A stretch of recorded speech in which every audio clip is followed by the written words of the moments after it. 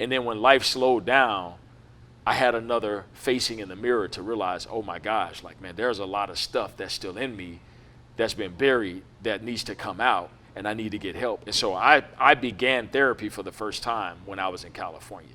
Right. One of the best decisions I ever made, both for my wife and I and for me as a human being. Mm-hmm. And I highly encourage people, man, invest in therapy, coaching, et cetera, constantly. Like right. I'm on the, it's in my budget. Right. Wow. Because I'm broken. I come from a broken and sick situation as a child. And so I know that. And so there are all kinds of blind spots around me all the time. And I really, truly need people to help me see them so that I can continue to grow. Right. Versus most people try to hide and pretend like they're not there. And the irony is the byproduct is where you are in your business. Right. Like you designed the life that you're living right now. Mm-hmm. It's by design, intentionally or unintentionally, it's by design. Right. And part of what can help you go to the next level is the willingness to admit and tell the world that I'm broken, that I'm sick, that I have challenges, and that I need help. And the willingness to surround yourself with the help you need is the irony of what accelerates you. Wow. Do you mind sharing, one of the chinks in your armor that you were really battling with?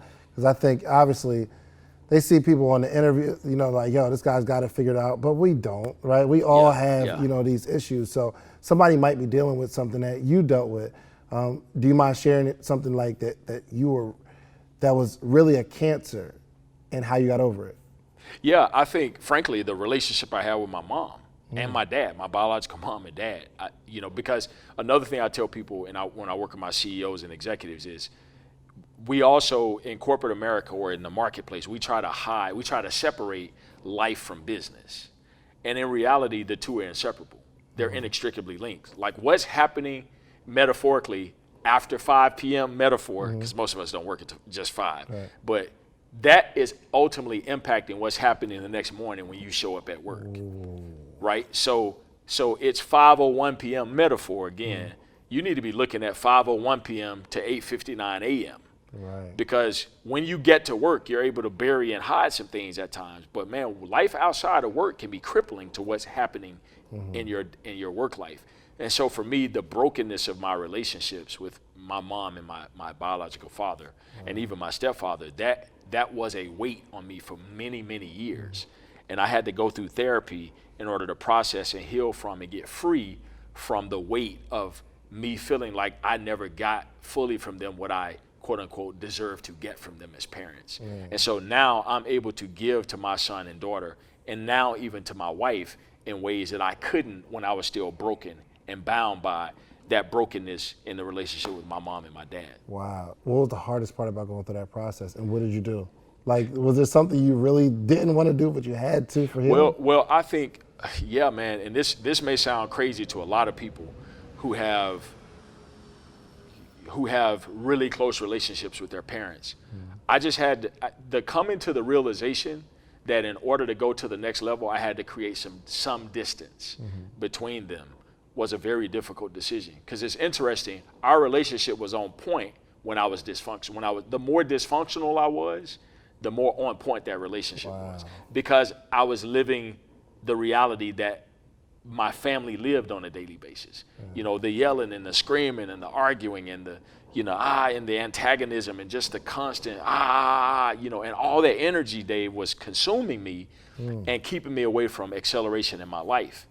And so being willing to kind of back up and give that energy up, and just the constant criticism and the bickering and the arguing and the fighting and the antagonizing and all of that, like taking a step back from that and assessing life differently was a challenge. And it's created distance between me and my mom and me and my dad in many ways, yeah. And how did that help you with your relationship with your children?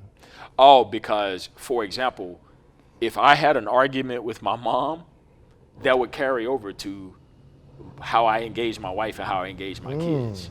Because that was my normal. My normal was we fight. Right? The dysfunction was my normal. And so all of a sudden, I engaged my wife and kids differently. And I was criticized a lot as a child, literally. So the irony, you asking me, for example, about this investment group, my mom and stepfather literally told me that it was a stupid idea to consider doing anything relative to venture capital. I mean, flat out. Really? Told me When that. was this? Man, as late as last year for my mom. My Really? stepfather has since passed. But Even after like your career you built and absolutely. So I've never I don't know, and this is a serious. I'm just very transparent. I don't know if my mom could tell you what I actually do with my life right now. True, real talk, real story. You know, real story. Yeah, I'm just being honest. Right. You know, and that had me bound for years because the kid in me was always trying to prove that he was good enough and trying to earn acceptance. And when I got to a place where I was healthy enough to move past that issue around acceptance, it changed everything. Wow. Because I was carrying that to my kids, right? I was putting that same kind of challenge on them in a different way, but just being very demanding in a different way. Right. And I realized just pull back. And so now it's like, man, I just love my kids. Right, you know, right. I care about their grades. Right. But outside of that, you know, man, I just love them. And I'm not demanding. I'm not trying to, you know, you know, like I used to. Don't get me wrong. Every now and again, I challenge them. Right. And I keep them in line. But you get what I'm saying. The same kind of pressure that was coming as a result of the pain that I had in that brokenness of those relationships. I don't apply that pressure anymore. Well, did you kind of come across that with the whole football lacrosse thing with your son? Actually, you know what? That was pretty easy. Right. For those that don't know, we were talking earlier, and he was telling me that you played football, right? But your son loves lacrosse, Absolutely. and you're like, yo, I can't help you with lacrosse, right? But you need to play football, okay? Right. Like, did you have like some of those, son, football?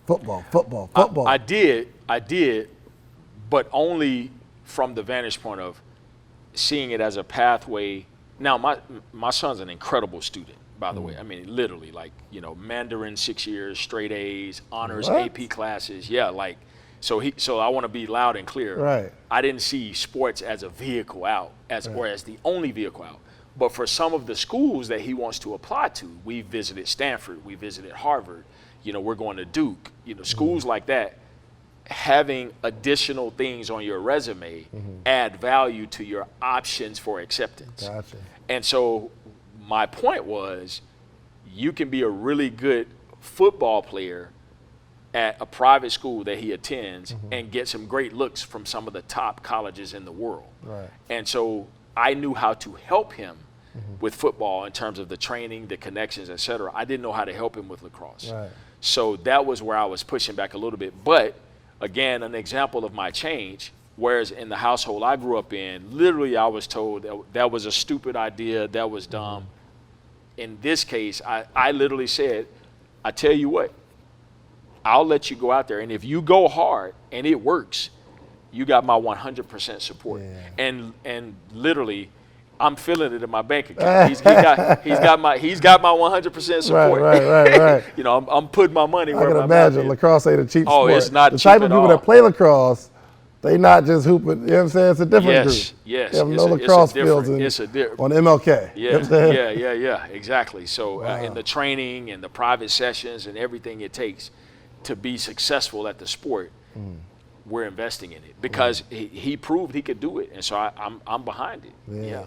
You were telling me, and I think this is just a dope strategy on how he's using lacrosse to like really get in front of different colleges, right? Absolutely. They got a different interest. Absolutely. They don't really want Jamal the hoops, right? You feel me? Like, yeah. Because we don't get taught that. We're like, yo, let's go play basketball.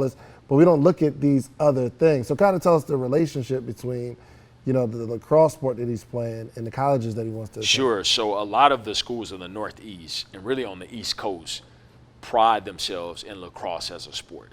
And so it's definitely a gateway into some of the top Ivy League institutions and schools like Duke University, University of North Carolina, Chapel Hill, which are practically every year top 20 performing schools relative to lacrosse.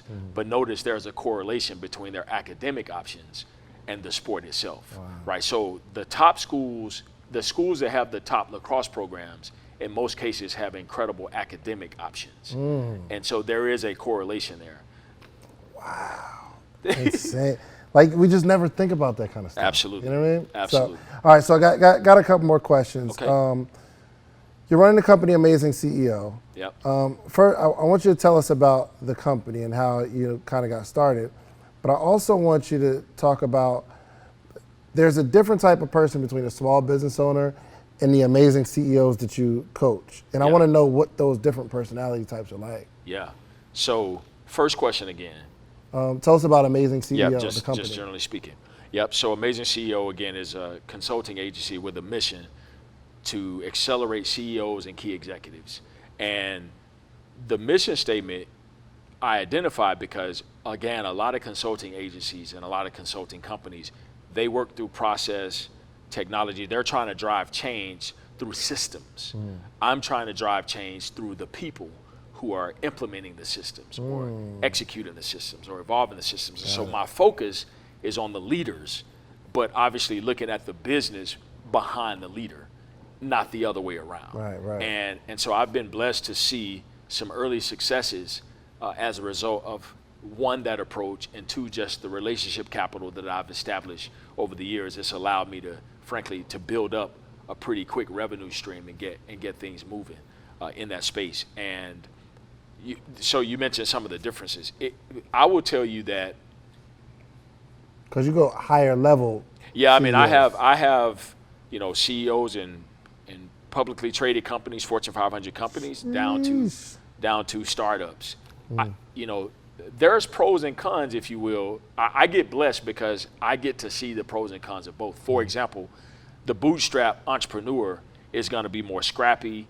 They're not as afraid or resistant to change. They are willing to evolve a little bit more and make adjustments and adaptations a lot faster. Whereas the institutional CEA is more risk averse. The institutional CEO is more risk averse. They're not as quick to make decisions. They're not as quick to jump out and take risks because the system has trained them a certain way. And so there's pros and cons on both sides, and I have the ability to look at it through both lenses. But the human being, somebody who is the bootstrap entrepreneur versus somebody who built something huge or running something huge, because obviously the CEO isn't always the founder. Sure. But like, what are they different people, or are they the same person just in the time frame? Meaning, the way they think. It is. There can be a difference. For example, there are people who have become CEOs at larger companies. In a lot of cases, they're obviously talented. You can become a CEO in a larger company by just working the system, if you will, if that makes sense. And the system can protect you and hide some of your flaws in ways that an everyday entrepreneur bootstrapping from the ground up can't be hidden. Right. So so the impact of a bad decision on a solo entrepreneur or early stage startup entrepreneur, the impact is going to be can be much more substantial than the CEO that makes a decision that it could cost the company $1 billion. Right. But if it's a $20 billion company, that company can still make it through. Right. Because that's 5% of their overall operating capital. That small business owner, you make a $2,000 decision that goes bad, and it could be everything. I got an Uber. I got to go back to Uber. Right? Exactly, right? And so I think that, so as a result of that, a lot of the CEOs and the executives I work with in larger companies, they have the ability to hide behind the institution. And when they try to, and here's where I see it play out the most. In a lot of cases, I'm helping executives make transitions, like they've retired or they want to do something different with their life. And in that process, it's a difficult leap. I'll just say that, because they've been accustomed to operating within that large system where they had people they could call on and rely on, and they had money already accessible to them. So they're entrepreneurial, but they're not as entrepreneurial as they think they are. So are you saying they're not, in terms of the human being, you don't find certain characteristics of a CEO of a major corporation versus the CEO, typically in a small business, the CEO is the founder, but do you see differences? Yes. Well, and just one big difference. I mean, of course, there are differences like that are just very obvious differences. But I think one big difference, if you were to say, what's one of the biggest differences, is the gene for risk taking.